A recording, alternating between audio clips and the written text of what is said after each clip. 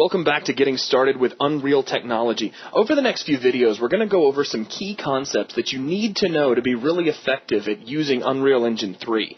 Now, I've brought in my good friend, Mr. Logan Frank. How's it going, Logan? It's going good. And the first thing we're going to discuss are brushes and world geometry. Now, brushes we've already been exposed to on some level when we first built this level that you see here.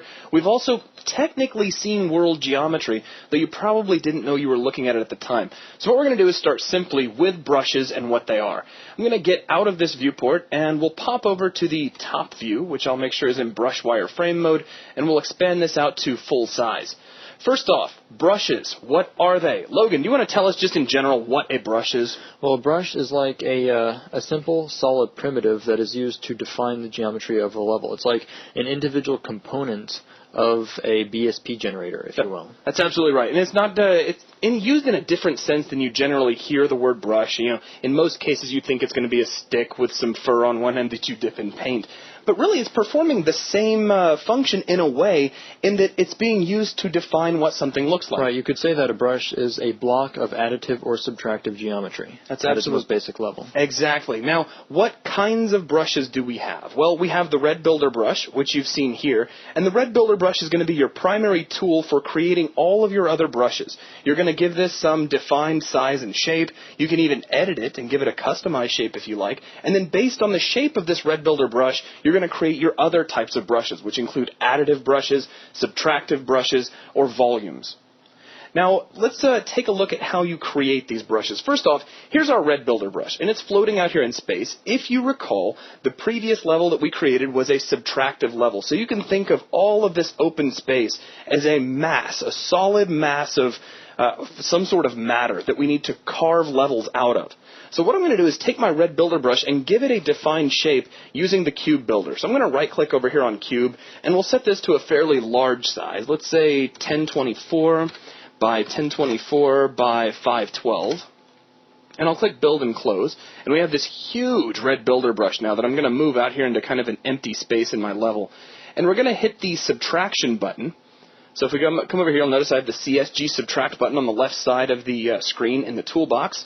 We'll click on that, and I'm going to move the red builder brush out of the way. And what we've just done is we've created another brush from the red builder brush. And in this case, it's a subtractive brush. It is carving out an empty space for us to have room in. Now let's demaximize this view, and let's fly out and take a look at what we've just done. Currently there are no lights on because we're in lit mode and there's no lights in this particular section of the level. So let's switch over to unlit mode, and we can see that we do have a nice hollowed out area. Now the next thing I'm going to do is take my red builder brush and redefine it to something smaller. Let's say 256 cube. Okay, and let's put this right in the middle of this little open area that I've created. And I'll double check, make sure it is floating right in the middle. We can see over here in our perspective view that it is kind of right in the middle of the room. Now I'm going to click add. And what happens is we've just added a piece of matter into the level. We've defined a new section with an additive brush. In fact, if I move this out of the way, let's go into brush wireframe mode, we can see there's now a blue brush in the middle of this room. And this is the blue designates this as an additive brush, a part of the world we have defined to have solid mass. In effect, we've put matter back in.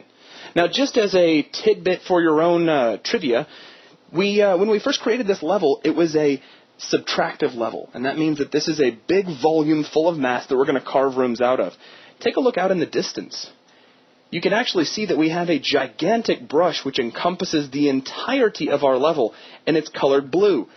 When you create a subtractive level, what you're actually doing is having Unreal create one massive additive brush from which you're going to carve the rest of the spaces of your level. Okay, so let's take a look at this room that we have created so far. Currently, we're looking at it in wireframe view. Let's go back to lit mode, and everything is really dark. So I'm going to hold down the L key and click on the floor, and let's just lift this up into the air so we'll pull our light up so we can see what's going on. In fact, I think I'm going to create another one so things aren't quite so dark. Okay, so there we go. We can see our geometry. Now, the funny thing is when you play the game, you're not really looking at brushes. What are you actually looking at, Logan? Well, you're actually looking at BSP. the actual computed solid geometry of the world. Basically, you're looking at the result of the brushes. The brushes themselves, like you said, aren't the things you see. The engine takes those into account at build time and turns them into BSP. BSP is the actual polygons that you see rendered in the game. Right, and that's where building geometry comes into play. In fact, let's take a quick look at that. If we switch over to brush wireframe mode, we can see the brushes that are making up this level that we're looking at. But we can also switch over to true wireframe mode, and we can see the geometry that we would actually be looking at if we played the level, designated by all the triangular pieces everywhere. Now, how is this created? When we click the Build button, what's going to happen is Unreal will compile our geometry. It's going to take a look at all these brushes that we've used to define our positive and negative spaces, and using that information, it's going to create this world geometry for us to see in the game. Now, let's take a quick look at that process and how important it is to build. If I move this brush over like so, and let's just do it in brush wireframe mode. So I've just relocated this brush, as you can see here. If we go back to lit mode, it looks like I've separated my brushes, like I have a brush over here and another brush over here. What's happened is that I've moved my definition of additive space, but I haven't updated my world geometry. I do that by building my geometry, which can be done by clicking on the Build button up here in the toolbar. So we click on that, give it a second to rebuild, don't worry about our errors, they're not important right now, and then everything updates, and suddenly we can see our brush on the opposite side of the room. And all that's doing is showing you that there is a difference between your world geometry and your brushes, where your brushes are used to define what positive and negative spaces you're going to have, and your world geometry is created by the computer from those definitions.